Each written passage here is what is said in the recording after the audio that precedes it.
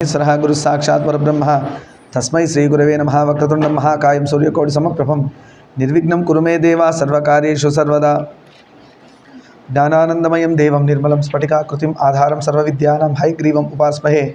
వాగర్ధావివ సంపృక్తో వాగర్ధ ప్రతిపత్తయే జగత పితరం వందే పార్వతీ పరమేశ్వరం. సదాశివసమారంభాం శంకరాచార్యమధ్యమాం అస్మదాచార్యపర్యంతాం వందే గురుపరంపరా. సభాదేవతాభ్యో నమః. శృంగేరి దానిలో ఇవాళ జరిగే ఉత్సవాల గురించి డిస్కస్ చేద్దాం. ఈ బుక్ కంప్లీట్ చేయగలుగుతున్నాం. జనవరి మాసంలో మధ్యలో మకర సంక్రాంతి పూజ నిర్వహిస్తారు. జనవరిలో మకర సంక్రాంతి టైంలో మకర పూజ. మనం సంక్రాంతికి ఎట్లా మన శబరిమలలో ఎలా ఉంటుంది అలా మకర రాశిలోకి సూర్యుడు ప్రవేశించినప్పుడు మకర సంక్రాంతి, దాన్నే ఉత్తరాయణ ప్రారంభం.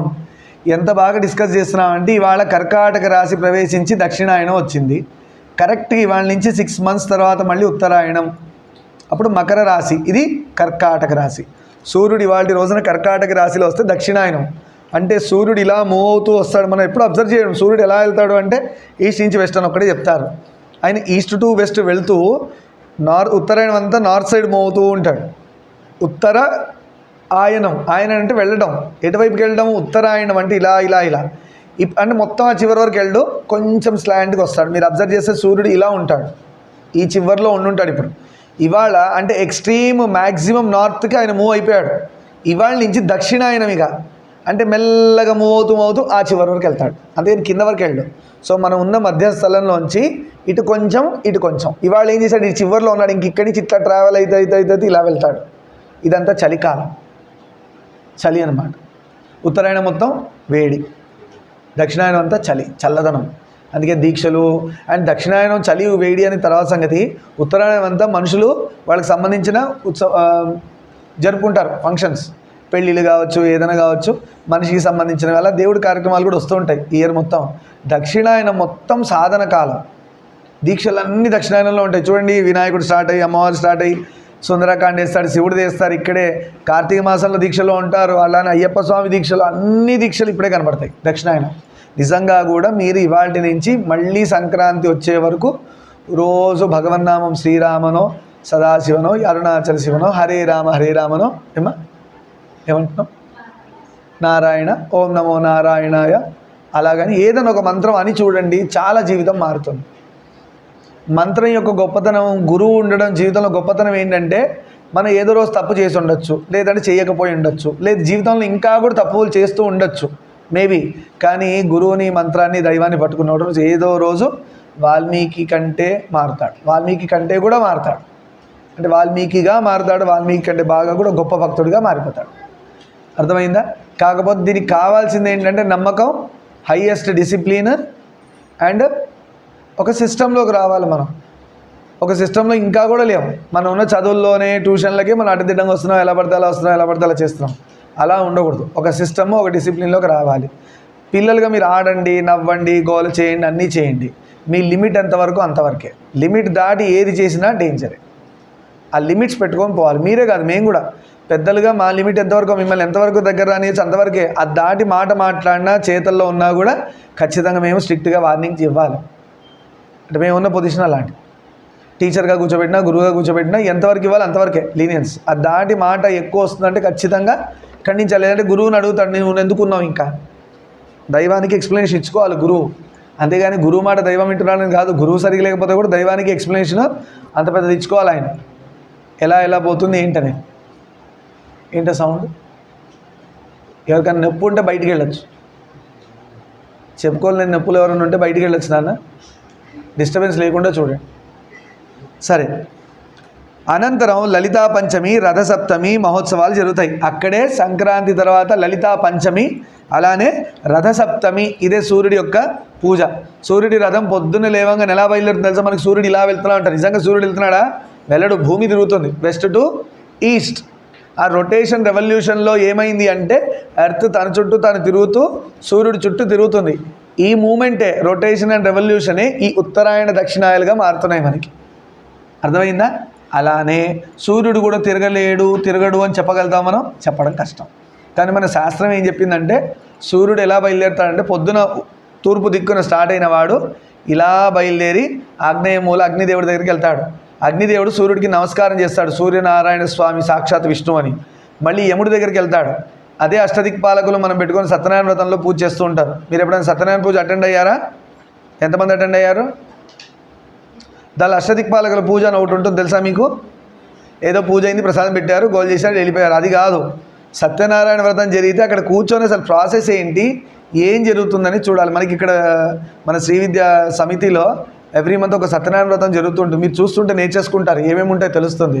రేపు పొద్దున పెళ్ళయ్యాక మీరు మీ ఆవిడ మీ భర్తనో కూర్చొని వ్రతం చేయాలంటే ఏదో క్వశ్చన్ మార్క్ వేసి వేలిముద్రలు చదువుకున్న వేలిముద్రలు వేసే వాళ్ళ ఉన్నారు మీరందరూ. పేరు చదువుకున్నారు కానీ వేలిముద్ర నాలెడ్జ్ లేదు. ఏదో బైహార్ట్ చేసాం, ఎగ్జామ్ రాసాం, రాలేదనుకోండి ఎవడో చూపిస్తాడు, రాస్తాం, వస్తాం. ఇది జీవితం. స్టూడెంట్ లైఫ్ ఇప్పుడు అంత బాగుంది. అలా యముడి దగ్గరికి వెళ్తాడు, యముడు కూడా నమస్కారం చేస్తాడు. ఎందుకంటే నారాయణ స్వామికి అందరూ నమస్కారం చేస్తారు. నైరుతి దగ్గరికి వెళ్తాడు, నైరుతి దిక్పాలకుడు ఎవరైతే ఉన్నారో ఆయన కూడా నమస్కారం చేస్తాడు. ఎవరికి? సూర్యుడికి. అలా తర్వాత మళ్ళీ ఇటు వస్తారు, వరుణ దేవుడు ఉంటాడు, ఆయన నమస్కారం చేస్తాడు. తర్వాత వాయువ దేవుడు హనుమంతుడు తండ్రి, ఆయన నమస్కారం చేస్తాడు. ఇటు రాగానే కుబేరుడు ఉంటాడు, ఆయన నమస్కారం చేస్తాడు. ఈశానాయ దేవాయ నమః శివుడికి ఈయన నమస్కారం చేస్తాడు, పెద్ద ఆయన కాబట్టి. శివుడు ఉంటాడు ఈ మూలకి, అందుకే ఒళ్ళు దగ్గర పెట్టుకోవాలి. ఈ మూలకు ఇళ్లల్లో చెప్పులు వదులుతున్నారు కొంతమంది. దౌర్భాగ్యం ఏంటంటే ఈస్ట్ ఫేసింగ్ హౌసెస్లో తలుపు ఇలా తీస్తారు, అటే వస్తుంది తలుపు. ఇంట్లోకి వెళ్ళాలంటే ఇల్లు ఈ డైరెక్షన్లో ఉంటుంది. ఆ వెళ్ళేటప్పుడు రైట్ సైడ్కి కబోర్డ్ ఇటు పెడుతున్నారు. చాలా దరిద్రం. వాళ్ళు ఎంత డబ్బు ఉన్నా కూడా వాళ్ళు పడిపోయేదే. అంటే సముద్రంలో పోసిన పన్నీరు లాగా, దాని స్మెల్ తెలియదు, ఏమీ తెలియదు. అర్థమైందా? అలా ఉంటుంది, ఉప్పగానే తయారవుతుంది ఏది పోసినా కూడా. అలా ఈశాన్య మూల దేవుడు ఉంటుంది. అందుకని అక్కడ మనం దేవుడు రూము ఈశాన్య గది అంటారు. అందుకే మన అమ్మవారు అంతా ఇటు చివర పెట్టాం. మన చెప్పులు అవన్నీ ఆ మూలకి, బాత్రూమ్స్ అన్నీ. అలా వాస్తు కూడా ఒక శాస్త్రమే, అది కూడా శివుడి యొక్క అంగము అంటారు. మన చేతులు కాళ్ళు ఇవన్నీ ఎలా ఉన్నాయి, అలా వాస్తు, జ్యోతిష్యము, అలానే హస్త మనం రీడింగ్ ఉంటుంది కదా, పామిస్ట్రీ అంటారు. అలా ఇంకా నుదుటి రాత, ఇలాంటివి కొన్ని ఉన్నాయి. అవన్నీ కూడా జ్యోతిష్యాల్లో, ఇవన్నీ కూడా శాస్త్రాలు శివుడి నుంచి వచ్చినవే. వాటికి మనం మర్యాద ఇవ్వాలి. ఎవడో కొంచెం చదువుకున్నాడు, ఇవన్నీ లేవు, అంతా వీటిని పెట్టుకొని డబ్బులు సంపాదిస్తున్నది ఇది అంటారు, వాడు ఫూల్ అనుకుని వదిలేయాలి అంతే. ఎందుకంటే శాస్త్రం ఉన్నది మనకి హింట్ ఇవ్వడానికి, ముందుకే ఇండికేషన్ ఇవ్వడానికి. జాగ్రత్త పడతావు, జాగ్రత్త అని చెప్పడానికి శాస్త్రం ఉంది. జస్ట్ లైక్ మనకు బీప్ సౌండ్, అలారం సౌండ్ లాగా జాగ్రత్తగా ఉంటాం ఆ టైం వచ్చినప్పుడు. అదే అంటారు కదా, మనం చేసిన పూర్వజన్మ కర్మలు, పాపము, పుణ్యము గ్రహాల వల్ల ఈ జన్మలో అనుభవిస్తూ ఉంటాం. ఆ గ్రహాలకి ఇచ్చాడు ఆ డ్యూటీ. శివుడు గ్రహాలకి ఇచ్చాడు. నవగ్రహాలు ఉన్నాయి కదా, ఆ గ్రహాలకి భూమి మీదకి ఈ 9 గ్రహాలు ఇన్ఫ్లుయెన్స్ చేస్తుంటాయి. ఈ భూమికి ఈ 9 గ్రహాలు ఇన్ఫ్లుయెన్స్ చేస్తూ ఉంటాయి. ఈ 9 గ్రహాలు ఇన్ఫ్లుయెన్స్ చేసినప్పుడు వాడి యొక్క పుణ్యము, పాపము రెండు కూడా ఈ గ్రహాల వల్ల మన మీద ఇన్ఫ్లుయెన్స్ అవుతూ ఉంటుంది. గ్రహాలకు ఎలా ఇన్ఫ్లుయెన్స్ చేస్తాయి మనల్ని అంటే మన టైం బట్టి. ఇప్పుడు ఎలా అన్నాం, దక్షిణాయనం ఏ రాశి వచ్చింది? కర్కాటక రాశి ఉంది కదా. ఇప్పుడు ఆ రాశి వల్ల మనకి ప్లస్ అయిందా, మైనస్ అయిందా, ఒక్కొక్క రాశి వాళ్ళకి మళ్ళీ కర్కాటక రాశి ఎలా ఇన్ఫ్లుయెన్స్ చేస్తుంది. కొన్ని మిత్రులు ఉంటాయి, కొన్ని శత్రువులు ఉంటాయి. అలా వాటిలో అవన్నీ తర్వాత పెద్ద సబ్జెక్టు. సరే, అలా అయిపోయాక ఈశాన్య దగ్గర వచ్చాక సూర్యుడు ఆయన నమస్కారం చేసి మళ్ళీ వెళ్ళిపోతాడు. ఇది ఒక డే ఆయనకి గడుస్తుంది పొద్దున్న లేవంగానే. అలా సూర్యుడికి ఎన్ని గుర్రాలు ఉంటాయి? ఎన్ని గుర్రాల మీద వెళ్తాడు? సప్తమి, 7 గుర్రాలు. అదే విబ్జిఆర్ అని సైన్స్ చెప్తుంది. Violet, IndiGo, blue, green, yellow, orange, red. 7 వచ్చాయా? ఆ 7 గుర్రాలు, 7 రంగులు. ఆ 7 రంగులు కలిస్తే మనకు సూర్యుడి యొక్క ఆరెంజ్ గోల్డెన్ కలర్ లైట్ వస్తుందా?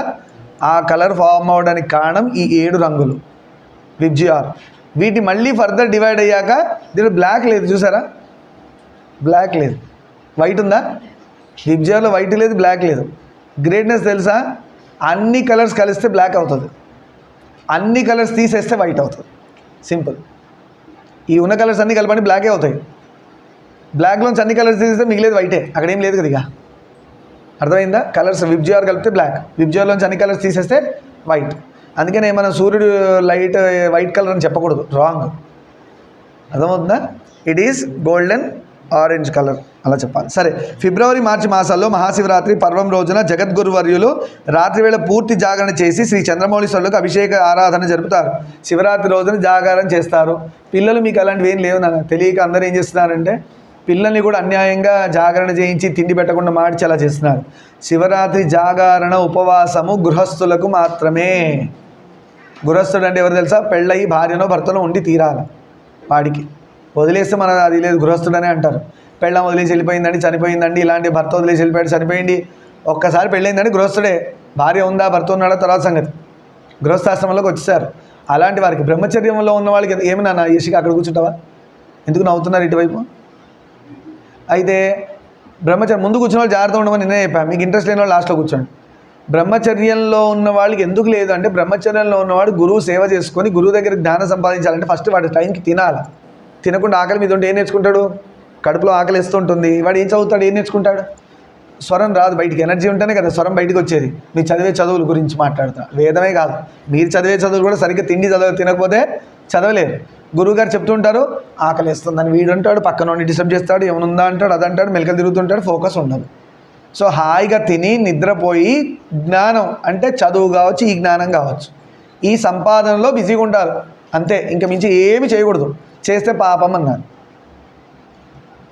బ్రహ్మచర్యంలో ఉన్నవాడు ఉపవాసం చేస్తే పాపమైంది, గృహస్థుల్లో ఉన్నవాడు చేయకపోతే పాపమైంది. ఎందుకు అంటే బ్రహ్మచర్యం అంటే మీరందరూ పెళ్ళవలేదుగా, మీరు భార్యలో భర్తలు లేరుగా, సో మీరందరూ బ్రహ్మచర్యంలో ఉన్నారు. మీరందరూ ఉపవాసం చేస్తే ఎందుకు పాపం అయ్యింది అంటే, మీరు ఉపవాసం చేసినందుకు కారణంగా మీ శరీరం సరిగా పెరగదు. ఫాస్టింగ్ ఉంటే ఫుడ్ ఉంటాయి కదా, మీరు పెరగాల్సింది గ్రోత్ స్టేజ్లో ఉన్నారు. హైటో విడ్తో లెంతో బ్రెత్తో పెరుగుతారు మీరు. ఆ పెరిగే టైంలో మీరు తిండి సరిగా తినకపోతే, ఉపవాసం వల్ల తిండి తినకపోతే మీ బాడీ సైజు సరిగా పెరగదు. హైట్ రావడమో తగ్గిపోవడమో, లేదంటే సరిగ్గా నీరసం రావడమో, లేదంటే కొన్ని కడుపులో అల్సర్స్ ఫామ్ అవడమో, యాసిడ్స్ రిలీజ్ అయ్యి హెల్త్ ఇష్యూస్ వచ్చేసినాయి. రెండవది, మీరు హెల్త్ సరిగా లేకపోతే, సరిగ్గా జ్ఞానం చదువులో ఇవో నేర్చుకోకపోతే రేపొద్దున వేస్ట్గా అయిపోయారు. అవునా? మీకు హెల్త్ లేదు, జ్ఞానము లేదు. ఈ రెండింటి వల్ల మీరు సరైన సంపాదన గృహస్థాశ్రమంలో చేయలేరు. మంచి జాబ్ దొరకదు, మంచి బిజినెస్ చేయలేరు, ఏమీ చేయలేరు. అండ్ హెల్త్ లేదు, మనకు కావాల్సిన ఎడ్యుకేషన్ లేదు. ఈ రెండు లేని కారణంగా మీ మీద డిపెండ్ అయిన వాళ్ళు మీ వల్ల సఫర్ అవుతారు. తల్లిదండ్రులకు సరైన తిండి పెట్టలేడు, భార్యా పిల్లల్ని పోషించలేడు. ఇన్ని పాపాలకు కారణం ఎవడు? వీడే. అన్ని పాపాలు వాడిని ఎత్తిన పడతాయి. ఇప్పుడు అర్థమైందా? ఏదో స్టైల్గా చెప్పుకోవడానికి నేను శివరాత్రి ఉపవాసం ఉంటున్నాను, జాగడం ఉంటున్నాను అంటే బుద్ధి లేదా అని తిట్టాలి వాడిని. అసలు లేదు. గృహస్థుడయ్యాక ఎందుకు ఉంటుంది అంటే, గృహస్థుడయ్యాక భార్య వస్తుంది, పిల్లలు వస్తారు, మనసు కొంచెం కదలడం అంటే అన్నిట్లో అవి కావాలి ఇవి కావాలి ఎన్నో వస్తాయి కదా. గృహస్థుడు అన్నాక కోరికలు ఎక్కువ. అందరికంటే కోరికలు ఎవరికి ఎక్కువ? గృహస్థుడికే. పిల్లలు చదవాలి, పిల్లలు గొప్ప చదువులు చదవాలి, పిల్లాడికి సైకిల్ కొనాలి, లేదంటే మొబైల్ కొనాలి, భార్యకి మంచి నగలు కొనాలి, శారీ కొనాలి, అమ్మని చూసుకోవాలి, నాన్న చూసుకోవాలి, ఎన్ని రిలేషన్స్ అన్నీ గృహస్థంలో వచ్చి పడతాయి. బ్రహ్మచర్యంలో గురువు, అమ్మ, నాన్న, అంతే. మన సంగతి మనం చూసుకోవడం. ఈ నాలుగే. ఇవాళ రేపు దౌర్భాగ్యం ఎలా ఉందంటే, గురువు, అమ్మ, నాన్న మీ వరకు కాకుండా అన్నీ పట్టించుకుంటారు కాబట్టి మీరు అందరూ ఇలా ఉన్నారు. గురువు, అమ్మ, నాన్న, మీరు చదవాల్సిన చదువు అంతే. మీ తిండి, మీ నిద్ర, మీ ఫిట్నెస్, ఇంత మించి ఏది ఆలోచించినా వాడు వేస్ట్ అనే చెప్పాలి. ఇదే చెప్పింది బ్రహ్మచర్యం, అంతే. అంత మించి ఏమీ లేదు. పండగలు వస్తే హెల్ప్ చేయండి అమ్మ వాళ్ళకి, ఎందుకంటే మీ ఏజ్ హెల్ప్ చేసేదే. అంతేగాని అమ్మ నేను కూర్చుంటే లేస్తే కూర్చోలేనంటే మీరు రేపు పొద్దున్న 40 ఏళ్ళకి ఇంకా దారుణంగా తయారవుతారు. ఈ ఏజ్లో మీరు ఎంత పనులు చేస్తే అంత ఫిట్గా ఉంటారు. ఒకటే గుర్తు, మంచి హైట్ వస్తారు, మంచి తయారవుతారు, ఫిట్నెస్లో కూడా మంచిగా ఉంటారు. ఈ ఏజ్ చేయాల్సిన ఏజే. అందుకే అమ్మ నాన్నకి సహాయపడండి అని చెప్తారు పిల్లలకి. అందుకని అమ్మ ఇప్పుడే లేచానే నువ్వు చేసుకోవే అంటే ఆల్రెడీ చేస్తుంది. ఆ ఏజ్లో మీతో చెప్పించుకోవడానికి ఆవిడ ఉంది, ఆమె చేసుకోగలదు. కనీసం మీ ఫిట్నెస్ కోసం చెప్తుంటారు. బద్ధకం చూపించకండి, అన్ని పనులు చేయండి. చదువు పెద్ద ఏదో IAS IPS అయితే మనం అవ్వట్లు ఒక్క రోజులో. ఇలా చదివినా కూడా అవ్వరు. నిజంగా అయ్యేవాడు ఎవరంటే అన్ని పనులు చేసి చదువుకున్నవాడే అవుతున్నాడు గొప్పవాడిగా. వాడి కష్టం తెలుసు కాబట్టి. వాడికి పనులు చేసినప్పుడు నొప్పి తెలుసు. అరే నాకు 24 గంటల్లో 6 గంటలు 8 గంటలు నిద్రకు పోయింది, మిగతా స్కూలుకు పోయింది, కాలేజీకి పోయింది, మిగతా నాకున్న 4-5 గంటల్లో నేను కొంచెం అమ్మకి సాయం చేయాలి, మిగతా 2 గంటలు చదువుకోవాలని చెప్పి సిన్సియర్గా చదువుతాడు. ఈ బేవర్స్గా ఉన్నవాళ్ళు, పని చేయని వాళ్ళు, అవి చేయని వాళ్ళు ఏం చేస్తారు? 6 గంటలు ఉన్నాయి కదా చదువుకోవచ్చులే అన్నట్టు. ఆ ర్యాబిట్ టార్టాయిస్ లాగా. టార్టాయిస్ వెళ్ళిపోయింది, ర్యాబిట్ ఓడిపోయింది. ఉన్నాయంటారు 6 గంటలు చదవడు, 1 గంట చదవడు, మొత్తాన్ని వేస్ట్ చేస్తాడు. ఎందుకంటే వాడికి రెస్పాన్సిబిలిటీ లేదు, నొప్పి తెలియదు కదా, కష్టం తెలియదు. చాలామంది పేరెంట్స్ మా పిల్లలకి అస్సలు పని చెప్పమండి అంటారు. బుద్ధి లేని పని చేస్తున్నారని చెప్పాలి. బుద్ధి లేని పని అది. మీకు ఇప్పుడు అదే పేరెంట్కి వాళ్ళ అమ్మ నాన్న పని చెప్పలేదా? చెప్పున్నారు, అందుకే నేర్చుకున్నారు, అందుకే మీకు తిండి పెట్టగలుగుతున్నారు. చిన్నప్పుడు వాళ్ళ అమ్మ నాన్న బాగా పెంచారు కాబట్టే, అంటే మా లాంటి వాళ్ళని పేరెంట్స్ అంటే మేమే వస్తాం. మా అమ్మ నాన్న పని చెప్పారు, కుక్కర్ వచ్చు, అంటు దోమడం వచ్చు, బట్టలు వచ్చు, అన్నీ వచ్చు నాకు. వచ్చి కాబట్టి ఈరోజు సడన్గా ఏమైనా అవసరం అయితే చేయగలుగుతాను. నేను అవన్నీ మా పిల్లలకి నిర్మోహమాటంగా నేర్పిస్తాను. చదువు రాకపోయిన పనులన్నీ రావాలంట.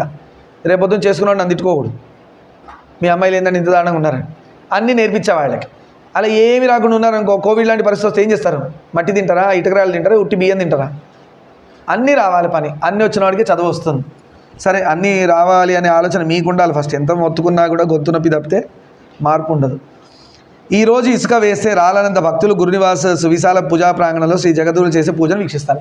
శివరాత్రి రోజున ఇసుక వేస్తే కింద రాలదంట, అంటే మనుషుల మీదనే పడుతుంది. ఇట్లా గాలి ఇసుకేస్తే భూమి మీద పడనంత జనాలు, అంటే అంత దారుణంగా శివరాత్రి రోజు అక్కడ జనాలు చేరుతారు. స్వామివారి యొక్క అభిషేకం, జాగరణ. అందుకని బ్రహ్మచార్యంలో ఉన్నప్పుడు జాగరణ చేయకండి, మేము చేయకపోతే పనిష్మెంట్. ఎందుకంటే మా మనసు అడ్డదిడ్డంగా తిరిగే పిచ్చి కుక్కలాగా అటు ఇటు తిరిగిపోతూ ఉంటుంది. దాన్ని కంట్రోల్ చేయడం కోసం ఉపవాసం పెట్టారు. ఉపవాసం అంటే తిండి తినకపోతే మనసు నీరసపడిపోతుంది. అది చూద్దామా అంటే ఏం చూస్తానులే, కూర్చొని శివ అనుకుందాం. ఏమైనా మాట్లాడదామంటే ఏం మాట్లాడతా, నీరసంగా ఉంది, వద్దులే శివ అనుకుందాం. ఏదైనా పని చేద్దాం, నీరసంగా ఉంది, శివ అనుకుందాం. ఒక చోట కూర్చొని శివ అనుకుందాం అన్నట్టుగా మనసు తయారవుతుంది. అందుకు గృహస్థుడు ఖచ్చితంగా చేయాలి. వానప్రస్థుడు చేయొచ్చు, ఎందుకంటే వాడు ఆల్రెడీ అంతా చూసేసాడు, జీవితం అంతా వదిలే స్టేజ్లో ఉన్నాడు. వానప్రస్థుడు వైరాగ్యం, వానప్రస్థుడు. ఇంకా వాడికి ఏముంది, ఉపవాసం చేస్తే చేయకపోయినా అంతా ఒకటే, జీవితం అటు వెళ్ళిపోయింది. సన్యాసి అంతా వదిలేశాడు, అయిపోయింది. తన బాడీయే తను కాదనుకున్నవాడే సన్యాసి. అన్నీ వదిలేశాడు, తన శరీరంతో పాటు వదిలేశాడు. అంటే ఆత్మను నేను అని తెలుసుకున్నవాడు సన్యాసి. ఈ శరీరాన్ని కూడా వదిలేస్తాడు, శరీర సుఖం వదిలేస్తాడు, అన్నీ వదిలేశాడు. అగ్ని కార్యం వదిలేశాడు, యజ్ఞోపవీతం వదిలేశాడు. అన్నీ అయిపోయినాక సన్యాసం. సరే, అలా ఈ సందర్భంగా విశేష ఆరాధనలు, విద్వత్ సదస్సులు ఘనంగా నిర్వహిస్తారు. సదస్సులు జరుగుతాయి జ్ఞాన సంపద కోసం. పిల్లలందరూ కింద కూర్చుంటే శిష్యులు గురువు గారు చెప్తూ ఉంటారు, అందరూ విని నోట్ చేసుకుంటూ ఉంటారు. ఈ మాసంలోనే శ్రీ గిరిజా కళ్యాణం, అదిగో శివపార్వతుల పెళ్లి చేస్తారు. శ్రీ నరసింహ జయంతి కూడా జరుగుతాయి. అదే టైంలో నరసింహస్వామి యొక్క జయంతి. జూలై నుంచి సెప్టెంబర్ మాసం వరకు శ్రీ జగద్గురులో చాతుర్మాస్య దీక్ష అనుష్ఠిస్తారు. జూలై ఇప్పుడు ఆల్రెడీ స్టార్ట్ అయింది చాతుర్మాస్య దీక్ష. మొన్న కృష్ణపక్ష పాడ్యమి రోజు స్టార్ట్ అయింది. అర్థమైందా? 4 నెలలు ఉంటుంది ఇక్కడి నుంచి. ఏ మాసాలు? శ్రావణ మాసం నుంచి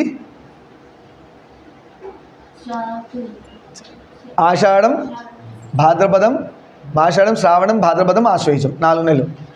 ఆషాఢం, శ్రావణం, భాద్రపదం, ఆశ్వయుజ మాస యొక్క అమావాస్య దగ్గర పౌర్ణమి దగ్గర అయిపోతుంది. 4 నెలలు కదా. మన పౌర్ణమి అయిపోయాక కదా, పౌర్ణమి అయిపోయిన నెక్స్ట్ తిథి, అమావాస్య ఇందాక, పౌర్ణమి అయిన నెక్స్ట్ తిథి స్టార్ట్ అయింది. అంటే అమావాస్యకి వెళ్తున్నాం కదా ఇప్పుడు మనం. అలా సరే, సాధు సన్యాసులు అనుష్ఠించే వ్రతాలు ఇది అతి ముఖ్యమైనది. సాధువులు సన్యాసులు రేపొద్దున వానప్రస్థంలోకి వెళ్ళాక చాతుర్మాస్య దీక్ష మీరందరూ కూడా గుర్తుపెట్టుకోవాలి. పిల్లలు అయిపోయారు, పెళ్ళిళ్ళు అయిపోయిన, అన్నీ అయిపోయినాయి, స్వామిని చూడాలి, స్వామిలో కలిసిపోవాలి, నా కోరిక ఎవరికైనా పుట్టచ్చు. అది దైవాధీనం. మన అదృష్టం ఉంటే అలా కోరిక వస్తుంది, నేను కూడా స్వామిలో కలిసిపోవాలని. అలా వచ్చినప్పుడు మనం చేయాల్సిన ఫస్ట్ నియమం చాతుర్మాస్య దీక్ష. ఆషాఢమాస కృష్ణపక్ష పాడ్యమి నుంచి స్టార్ట్ అవుతుంది. అర్థమైందా? ఎప్పటి వరకు? ఆశ్వయుజమాస పౌర్ణమికి ఎండ్ అయిపోతుంది.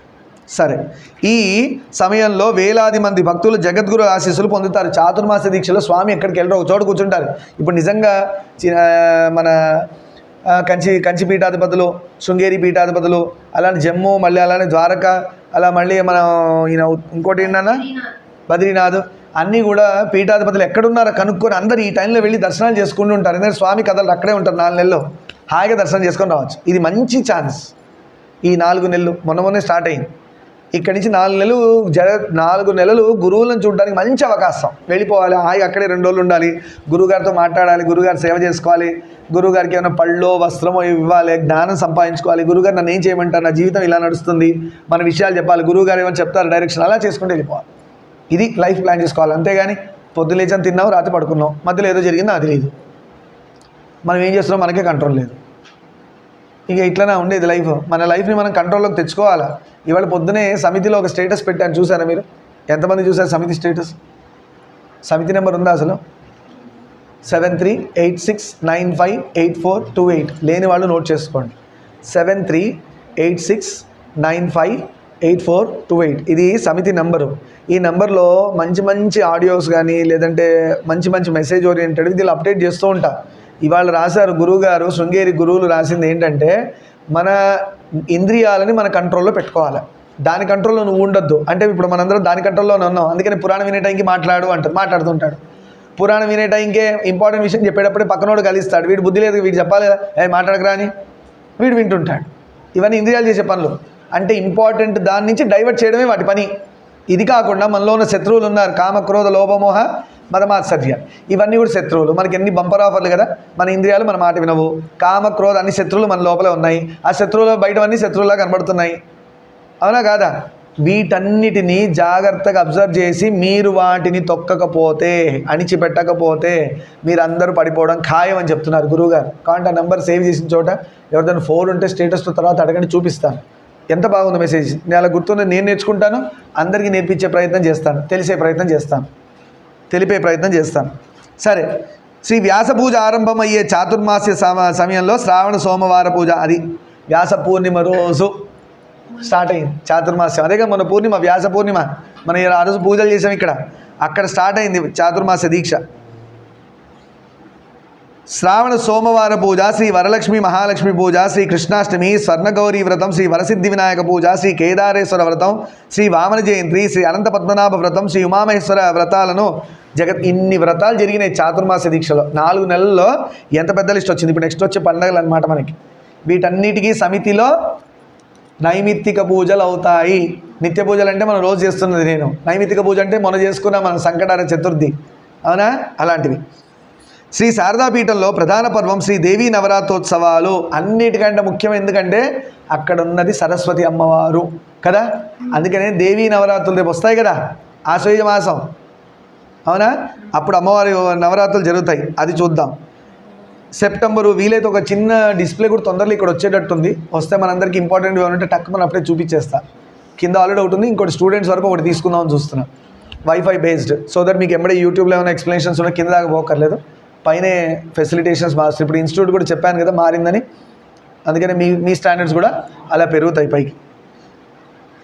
వీటిలో పాల్గొనేందుకు వేలాది భక్తులు శృంగేరికి తరలి వస్తారు. శ్రీ విద్యారణ్య మహాస్వామి వారిని విజయనగర రాజులు ప్రార్థించిన విధంగా నవరాత్రి పర్వతంలో 9 రోజులు రాత్రి వేళలో చక్రవర్తులు సమర్పించిన రాజలాంఛనాలతో దర్శనాన్ని ప్రసాదిస్తారు.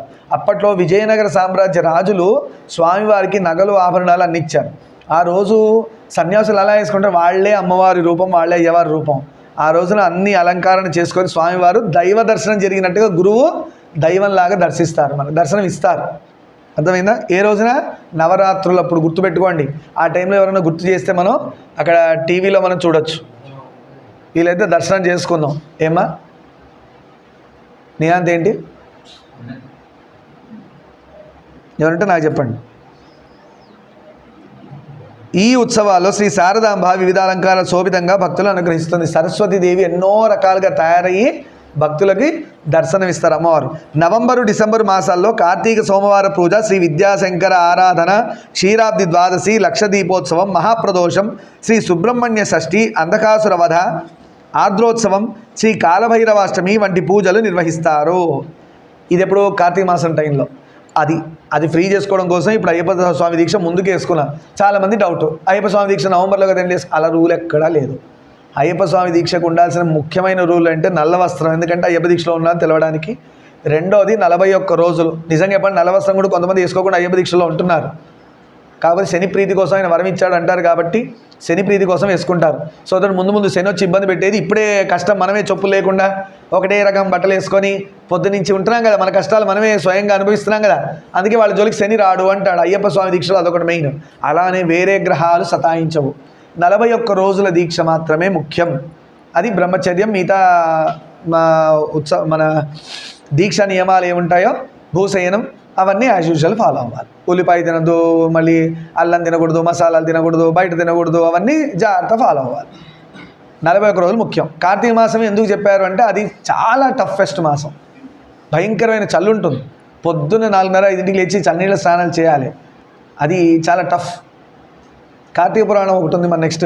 అదే అంటున్నా, స్వామికి అభిషేకాలు కార్తీక మాసంలో పురాణ కథలు అవన్నీ 6:30 టైంలోనే జరుగుతాయి. ఇవాళ అనుకోకుండా కొంచెం లేట్ ఎందుకు అయిందంటే క్లాసెస్ ప్రయారిటీ చేసుకుంటూ పురాణానికి 1 అవర్ నుంచి హాఫ్ అన్ అవర్, వీలైనప్పుడు 1 అవర్, వీలు కానప్పుడు హాఫ్ అన్ అవర్. ఇవాళ 7:30కి స్టార్ట్ చేసాం. సో ఇంకొక 10-15 మినిట్స్ టైం ఉంది, టెన్షన్ లేదు. సరే, ఇలా అన్నీ కూడా మనం లక్ష దీపోత్సవ బహుప్రసిద్ధం. కార్తీక పౌర్ణమి నాడు జరిగే లక్ష దీపోత్సవం బహుప్రసిద్ధం. ఈసారి కార్తీక పౌర్ణమి రోజున మనం ఇక్కడ వీలైతే కార్తీక మాసంలో కానీ పౌర్ణమి రోజున కానీ మనం మన స్వామి ముందు ఇక్కడ దీపాలు వెలిగిద్దాం. ఎవరి వాళ్ళు రెస్పాన్సిబిలిటీ తీసుకొని దీపము, ఒత్తులు, నూనె, నెయ్యి. నూనె దేకండి, నేను చెప్తాను ముందుగానే ఇంటిమేషను. ఒకళ్ళు 9 తేండి, ఒకళ్ళు 11 తేండి, మీ శక్తి అనుసారం తెచ్చి స్వామివారి ముందు దీపాలు వెలిగిద్దాం. ఇక్కడ అది కూడా ఓంకార రూపంలో పెట్టి చేద్దాం. స్వామివారికి కార్తీక మాసంలో దీపం వెలిగిస్తే తెలిసి తెలియక చేసిన పాపాలన్నీ కాలిపోతాయంట. అంత పవర్ఫుల్. వచ్చే మాసం తొందరలో. అందుకే నేను ఇందా చెప్పాను కదా, ముందుకు లాగాను దీక్షని. ఆ రోజు శృంగేరి లక్ష దీపాలతో విరజిమ్ముతుంది. మలహనికేశ్వర ఆలయం కొండపై నుండి ఈ దృశ్యాన్ని వీక్షిస్తే మనోన్మేష రత్నతుల్యమైన కాంతులు గోచరిస్తాయి. వీటితో పాటు శ్రీ శారదాంబ రథోత్సవం, శ్రీ విద్యాశంకరుల రథోత్సవాలు ఆయా సందర్భాల్లో జరుగుతాయి. ఇప్పుడు కూడా ఇవాళ 8:30కి, ప్రతిరోజు 8:30కి శృంగేరి నల్లకుంటలో అమ్మవారు సరస్వతమ్మవారిని ఊరెరిగిస్తారు. రోజు 8:30కి రాత్రి సాయంత్రం శృంగేరి నల్లకుంట. ఎందుకు చెప్తున్నా అంటే తెలియని వాళ్ళు వెళ్తారు, విని ఇట్లనే వెళ్తారని. సరస్వతి అమ్మవారి యొక్క ఊరేగింపు జరుగుతుంది. చదువు కావాలన్నా, జ్ఞానం కావాలన్నా అమ్మవారి దయ కావాలి. మంచి మార్క్స్ రావాలి, మంచి ఉద్యోగం రావాలన్నాం కాదు. దానికి మనం ఏం చేస్తున్నాము అంతా మన శక్తితో అవ్వవు, దైవశక్తి ఉండాలి. దాన్నే అంటారు, ఎంత చదివినా కూడా పాస్ అవ్వలేదండి, ఎంత చదివినా కూడా మార్క్స్ రాలేదండి, ఎంత కష్టపడి చదివాడు లాస్ట్ వాడికి రోగం వచ్చిందండి, జ్వరం వచ్చిందండి, యాక్సిడెంట్ అయ్యిందండి, ఎగ్జామ్ రాయలేదండి. మరి అంతా మీ చేతిలో ఉండే కాడికి ఇవన్నీ ఎందుకు అవుతున్నాయి? మరి అదే దైవాధీనం. అంతా మనకు వదిలేస్తే ఆల్రెడీ పొగరు మనకి కొంచెం ఉంటేనే 10కి 5-6 మార్క్స్ వస్తేనే పొగరు నెత్తి మీదకు ఉంటుంది. ఇక 10 out of 10 అన్నీ మన కంట్రోల్లో ఉంటే ఎలా తయారవుతాం? జంతువుల్లా తయారవుతాం. అందుకే మన కంట్రోల్ ఏం పెట్టాడు, కొంచెం మనకి ఇస్తాడు, అంతా ఆయన దగ్గర పెట్టుకుంటాడు. మనకు మాత్రం భ్రమ అనిపిస్తుంది అంతా నా చేతిలో ఉంది, అంతా మన చేతిలో ఉంది అంటే సంకల్ప బలం. ఒక స్టేజ్ వస్తే నిజంగా అంతా మీ చేతిలోకి వస్తుంది. ఎప్పుడు గురువుని పట్టుకొని సాధన చేయగా మన సంకల్ప బలం వల్ల. కొంతమంది తప్పుగా ఏం ప్రచారం చేస్తారంటే, వివేకానందుడు ఉన్నాడు, ఆయన ఏమంటాడు, మన సంకల్ప బలం వల్లే మనం మారుతాము, ఏదన్నా సంకల్పం ఉంటే చేయొచ్చు అన్నారు. దైవబలం మరి వేస్ట్ అని అర్థం. అంటే నీ సంకల్ప బలంతో నువ్వు చేయాలి అంటే ముందు గురు శుశ్రూష, దైవ సేవ ఇవన్నీ చేస్తేనే నీకు ఆ మెచ్యూరిటీ వస్తుంది. అప్పుడు నీ సంకల్పం పనిచేస్తుంది. అంతేగాని ప్రతి అడ్డమైన వాళ్ళందరూ మన సంకల్పం ముఖ్యమంట అని చెప్పేసి పిచ్చి తిరిగి సినిమాలు చూసి అవి చూసి ఇవి చూసి పిచ్చి అలవాటు చేసుకొని సంకల్ప బలం అంటే ఎందుకు అవుతుంది? ఏం అవ్వదు. అలాంటి వాడితో తిరిగి అదే అంట బూడిద రాలిందంటారు ఎవరో రాసుకొని. అర్థమైందా? అలా వేస్ట్ పనులు అవి. అంటే ఏ కార్యక్రమం ఒక వాక్కు గురువు నుంచి వచ్చినా, బయట ఒక నానుడి ఉన్న మాట అందరి ప్రపంచానికి ఆదర్శంగా ఒక మాట గురువు నుంచి వస్తుంది. దాని అర్థం ఏంటంటే అది సందర్భం కూడా తెలుసుకోవాలి. అంతేగాని ప్రతి మాట మనం మనకే వాడేసుకోవద్దు. అలానే బీజాక్షరాలు, బీజ మంత్రాలు అవన్నీ యూట్యూబ్లో దొరుకుతున్నాయి. కుండలిని శక్తి, వాటికి సంబంధించిన మంత్రాలు అవన్నీ చేయకూడదు నాన్న. నేను ఎక్కడో వీడియో చూసా, కుండలి మహామంత్రాలన్నీ యూట్యూబ్లో నాకు వచ్చినాయి దగ్గరికి. నేను డిలీట్ చేసి వాళ్ళకి మెసేజ్ పెట్టా, ఇలాంటి పోస్ట్ కూడా చేయొద్దండి, తప్పు అన్న. పొరపాటున అది చేస్తే ఏమవుతుంది? జీవితం నాశనం అవుతుంది. ఎందుకంటే కుండలిని జోలికి వెళ్ళాలంటే గురువు పక్కన ఉండాలి. పొరపాటున లోపలికి వెళ్ళాడు, బయటికి రాలేదనుకో, ప్రాణం అట్టించటే వెళ్ళిపోతుంది, మళ్ళీ రిటర్న్ రాదు. ఇక ఎటు పోతుందంటే ఎటు పంపించావు అట్టించి అటే వెళ్ళిపోతుంది, రిటర్న్ రాదు. అర్థమైందా? అంత డేంజరస్ కొన్ని సాధనలు. అందుకే గురువు పక్కన లేనిది, గురువుకి చెప్పండి చేయకూడదు. నాకు కూడా దీనిలో మంచి ఎక్స్పీరియన్స్ ఉంది, చేయగలుచుకుని ఒకసారి అట్లే. అప్పటి నుంచి మళ్ళీ జోలికి పోవట్లేదు గురువుకి చెప్పకుండా. అలా స్వామివారి రథోత్సవాలు అవన్నీ జరుగుతాయి. ఇప్పుడు కార్తీక మాసంలో మనకు మొత్తం సంక్రాంతి నుంచి స్టార్ట్ చేసి మళ్ళీ కార్తీక మాసం తర్వాత వచ్చే సంక్రాంతి వరకు, ఉత్తరాయణం టు దక్షిణాయనం టు ఉత్తరాయణం వరకు ఏ ఉత్సవాలు శృంగేరిలో జరుగుతాయని చెప్పారు. సర్వం శ్రీ ఉమామహేశ్వర పాదారవిందార్పణమస్తు. లోకాన్ సమస్తాన్ సుఖినో భవంతు. శాంతి శాంతి శాంతి.